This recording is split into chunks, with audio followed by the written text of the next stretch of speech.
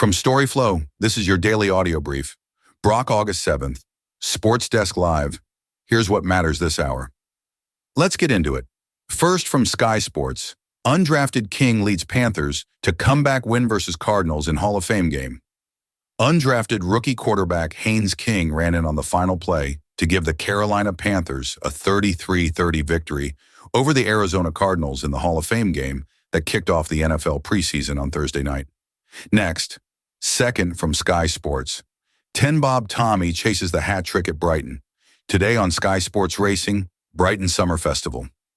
In today's feature, Tenbob Tommy faces fierce competition led by Lequinto in his pursuit of a hat trick for Sheena West in Charlie Bishop at Brighton. We have 6 races in all, live on Sky Sports Racing from 2:30 p.m. We have a competitive day's racing at Brighton on Friday. Live on Sky Sports Racing. 4-0 Brighton. Tenbob Tommy and Lequinto among strong bullet field. The Harry Bloom Memorial Brighton Bullet Handicap is the main event on the final day of the Brighton Summer Festival, where Tenbob Tommy headlines 10 runners. Up next.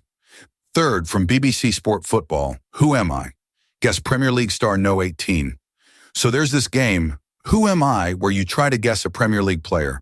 The rules are pretty simple. They give you a new player every day, and you try to figure out who it is with as few guesses as possible. After each wrong guess, you get a new clue to help you out. The goal is to score points, and the fewer clues you need, the more points you get. A good score is 3, and if you can do it in 4 or 5, that's really impressive. The game is set up by Huzaifa Khan from BBC Sport. And then, fourth from BBC Sport Football, who will exit Chelsea? How Blues could cut 41-man squad. Chelsea's got a big problem on their hands, 41 players on the books and only 25 spots available in the Premier League squad. New boss Xabi Alonso is looking to cut the squad down significantly, with 16 players needing to be offloaded by September. The Blues have been stockpiling talent for years, but now they're paying the price. They've got a huge number of players on loan or not even training with the first team, and it's causing tension in the squad. Alonso is keen to reduce the number of players not involved to improve harmony and make the team more competitive. Chelsea have already started making moves, with defender Trevoh Chalobah close to joining Como for £31 and goalkeeper Philip Jorgensen heading to Strasbourg on loan. But there are still plenty of players up for grabs, including Axel Disasi, Benoit Badiashile, and David Datro Fofana. In midfield, Enzo Fernandez is available for sale with a £120 price tag attached. Moises Caicedo and Romeo Lavia are also key players who could be on the move. Up front, Mykhailo Mudryk is returning from a 20-month suspension and will need to be assessed for fitness. Chelsea's projected squad for next season looks like this: Sanchez, Penders, Charmin Lowe, James, Palestra, Tosin, Fofana, Lacroix, Ajampong, Colwell, Hato, Chavaria, Caicedo, Fernandez, Barco, Lavia, Henderson, Quenda, Neto, Palmer, Estevao, Rogers, Gittins, Emega, Joao Pedro, and Welbeck. Next, fifth from Sky Sports. Britain's best prospect? Hickey is a real showman. Sam Hickey. The rising middleweight star is a real showman and could be the best prospect in British boxing. Sam Hickey is from a family of showmen, the community that travels the country running fairgrounds and carnivals. He could have been doing that for a living rather than boxing.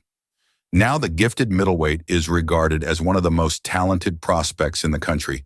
Sam Hickey is a real showman. In fact, he's a member of the Guild.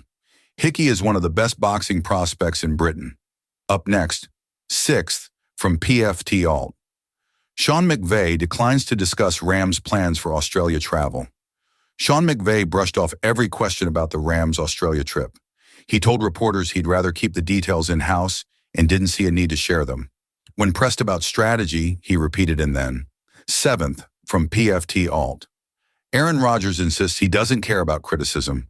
He recently went on a rant on ESPN, criticizing Dr. Anthony Fauci and the network itself, and now he's facing backlash.